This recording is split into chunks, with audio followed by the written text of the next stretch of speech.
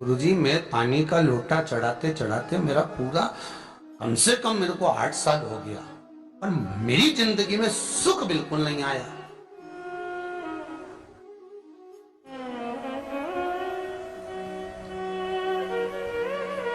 हमने कहा तूने कैसे चढ़ाया, वो भी तो सुने। तो क्या कैसे, क्या स्नान करा और मंदिर जाके लोटा चढ़ाया पानी का। अब मैंने कहा तू चुप रहे। उसके पति, यही की इसी ऑफिस की बात है, भवन मंडी से, उसके पति से पूछा, हाँ जी वर्मा जी सही बताओ, पत्नी लोटा कैसे चढ़ाई। गुरु जी ना जाने कहां के महाराज के चक्कर में पड़ी, लोटा भर के पानी चढ़ाने जाए, नहाने के बाद बच्चा इतना सा रो रहा, चिल्ला रहा, पर उसको टच तक नहीं करे, किसी चीज के नहीं छुए, और बिल्कुल कोरी की कोरी साड़ी पहने, धुली हुई, पहले ही बाथरूम में टांग के धर दे, उसको कोई छू नहीं सकता, टाविल टच नहीं कर सकता, और ऐसी जाके शंकर जी के फिर लोटा चढ़ाए। मंदिर में अगर किसी ने छू लिया तो वापिस आ जाए, नहाए धोए फिर जाए। मैंने कहा बस अब तो तू ऐसी जिंदगी भर चढ़ाती रहे तो भोलेनाथ आएगा ही।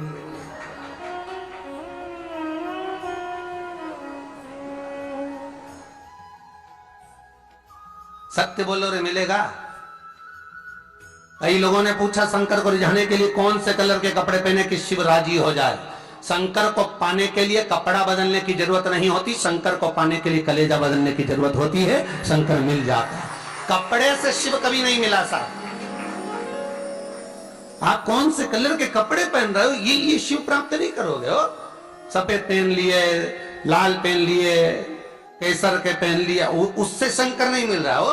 बहुत सारी रुद्राक्ष की माला धारण कर ली, हाथ में भी खूब सारा रुद्राक्ष पहन लिया, यहाँ पर भी पहन लिया, कान में भी रुद्राक्ष धारण कर लिया, जटा पे भी रुद्राक्ष लगा लिया, उससे शिव नहीं मिलने वाला हो।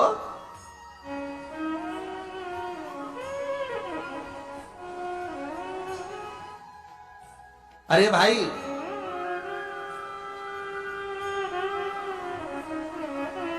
किसके पास में जा रहे हो आप जल चढ़ाने के लिए? जम के बोलिए जरा। शंकर जी के पास। शंकर जी कौन है? तुम्हारे कौन से मतलब नहीं है। भगवान को तो केवल इतना मतलब है कि आप मन कैसा लेकर आए हो। ये तन साफ करने से, स्नान करने से, खूब रगड़ रगड़ के नहाने से, लक्स पेयर से, खूब घिस घिस के नालों ने, क्रीम ने, पाउडर, डेंटिंग पेंटिंग करके फिर भगवान के पास जाओ और बढ़िया 2-4 घंटे तक फैशन करके भगवान को रिझाओ, भगवान रिझेगा? अरे गर्ग संहिता में लिखा है कि शंकर को एक बार प्रणाम करने का फल क्या है कि 10 अश्वमेध यज्ञ के स्नान का जो फल होता है वो मात्र शंकर को प्रणाम करने से मिल जाता है। कितना? 10 अश्वमेध यज्ञ के स्नान का जो फल है शंकर को मात्र प्रणाम करने से मिल जाता है। पर गर्ग संहिता कहती है कि 10 अश्वमेध यज्ञ के स्नान के बाद भी मनुष्य का जन्म वापिस मिल सकता है। मतलब वापिस तुम्हारा जन्म हो सकता है, किसी भी रूप में हो, जन्म हो सकता है। पर शिव पुराण कहती है, गर्ग संहिता कहती है, स्कंद पुराण कहती है, नर्मदा पुराण कहती है कि महाराज इतना जरूर है कि शिव को प्रणाम करने का फल उतना है कि 10 अश्वमेध यज्ञ के स्नान का फल मिल जाता है।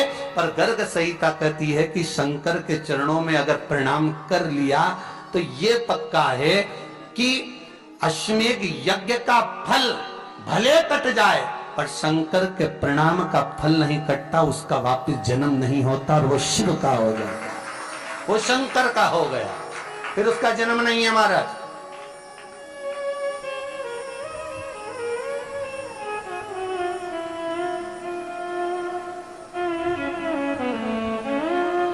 पति से कहा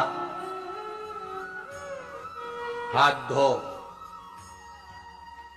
स्नान कर लो जल्दी से, फिर अपन को चलना है मंदिर।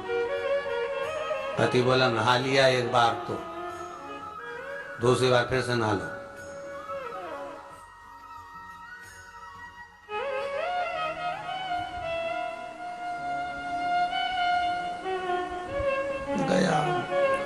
नी के ना माने तो कई घर में चंद्र घंटा से माथा भिड़ा है। स्नान करा फिर आया। चल पलंग पे काय को बैठ गए?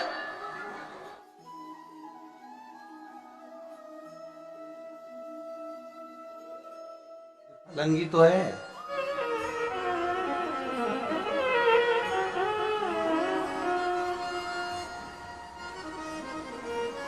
फिर सना के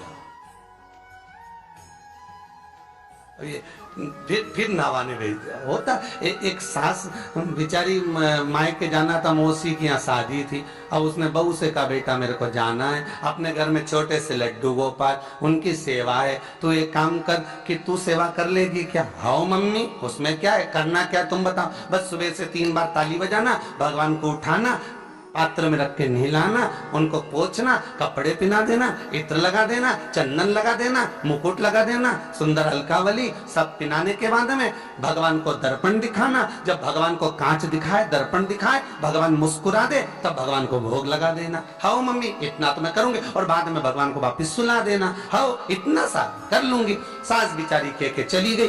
अब बहू सुबह से उठ के 3 बार ताली बजाई, भगवान को उठाया, बिठाया, नहवाया, तैयार कर दिया। तैयार करके जो दर्पण दिखाया तो भगवान तो मुस्कुराया ही नहीं। अब इसको कौन समझाए कि पीतल की मूर्ति कोई हंसे है? पर उसने तो विचार करा कि सास के गई भगवान जब मुस्कुरा दे तो उनको भोग लगा देना। अब भगवान तो कोई मुस्कुराए नहीं, ये दर्पण दिखाया। इसको लगा कि मेरी सेवा में कोई कमी रह गई। इसने भगवान का कपड़ा वपड़ा वापिस उतारा, इनको वापिस रजाई में सुला दिया। अब भगवान को वापिस रजाई में सुलाया, फिर आ गई, 3 बार फिर ताली बजाई, भगवान को फिर उठाया, फिर बिठाया, बिठाने के बाद में फिर उनको कपड़े वपड़े पहनाकर फिर दर्पण दिखाया, पर भगवान तो मुस्कुराया ही नहीं। फिर ये वापिस इस सेवा में गलती रह गई। वापिस इसने सब कपड़ा उतारा, भगवान को फिर सुला दिया। सुबह 8 बजे से नहवा रही, कपड़े पहना रही और सुला रही। 1 बज गई।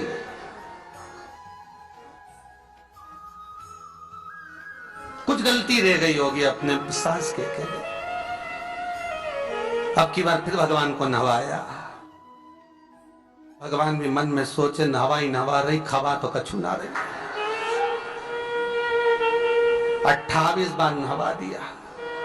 इसके बाप का क्या जाए, 29 बार भी नहवा देगी। सर्दी होगी तो हमको होगी, इसका क्या जाए। नहवा ही रही है और खवाती कुछ नहीं, फिर सुला देती है, फिर ताली बजा। अब क्या फिर आ गई और 29वीं बार फिर बैठ गई और फिर भगवान को नहवाया, कपड़े पहनाया, और पहनाने के बाद भगवान का श्रृंगार करके जैसे ही दर्पण उठाया, उठा के जो भगवान को दिखाने लगी, भगवान ने मन में सोचा अब की बार तो हंसी दूंगा, चाहे कुछ भी हो रहा। और भगवान दोनों दांत दिखा दिया। जैसे ही भगवान ने दांत दिखाया, इसने दर्पण रखा और जल्दी से भोग लाई, भगवान के जिमाया। भगवान के जिमाया, जिमने के बाद भगवान को फिर वापस सुला दिया। अब ये सुबह से जैसे ही आए तो भगवान पहले ही मुस्कुरा के, क्योंकि भगवान को मालूम है नवाएगी 25 बार का मतलब उससे हंसी तो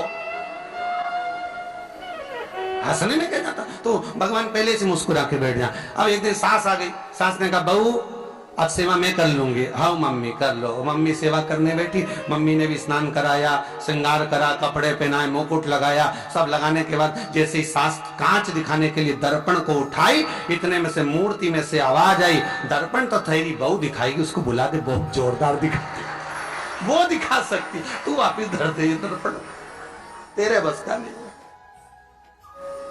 भगवान को भी लगा कि भैया सामने अब इसमें कोई दिखावा था क्या? प्रेम वात्सल्य था। भगवान भक्ति के बल पर ही था। फिर बैठ गए पलंग पे, नाव वापिस नाते नाते चले, मंदिर पहुंच गए और राम बेलपत्तर तो घर धरी आई। जैसी बोली बेलपत्तर घर धरी आई, पति इसको घूर के देखा, 2 बार नवाया है और बेलपत्तर रखा ही घर। ये पति से कहती कि तुम लेने जाओ, उससे पति पहले ही बोल के देख मेरा तो आज घुटना बहुत दुख रहा, बहुत घुटना दुख रहा।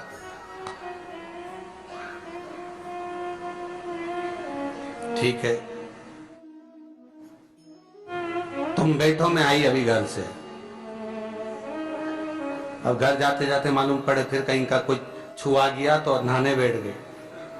फिर आई, इसकी जो पूजन की थाली रखी थी, कोई भगत आया बेचारा, उसने सोचा मंदिर की थाली है, सब चढ़ा चुड़ू के चले गए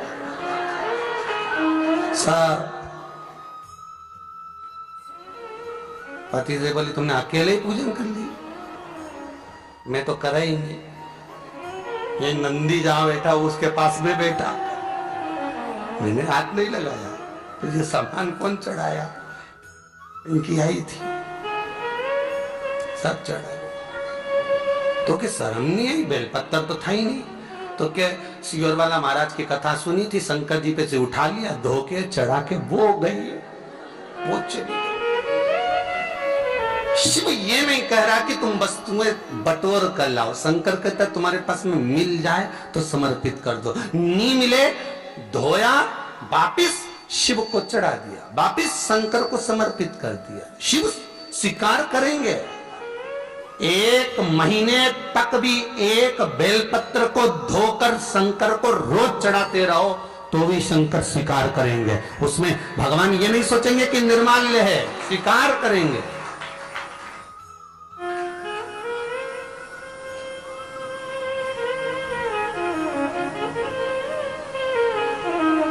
इसका मतलब ये नहीं है कि तुम मंदिर के घर से अगर पास में लगी हो, नजदीक में लगी हो, 8, 10, 15 घर छोड़कर कुछ थोड़ी दूरी पर भी बेलपत्र लगी हो तो लेकर जरूर जाना, नहीं तो कहीं कहीं की इतनी आलसन। उन्होंने कहा सियोर वाला महाराज बोला तुम तो उठा उठा के चढ़ा दो, तो भगवान के मंदिर में बेलपत्र नहीं जाए मालूम पड़े हो। तो ऐसा नहीं है कि नहीं जाए वाला, जाओ, पास में लगी हो तो लेकर जरूर जाओ। भगवान को समर्पित करने के लिए थोड़ा ना थोड़ा भाव भगवान के द्वार पर जरूर लेकर जाओ।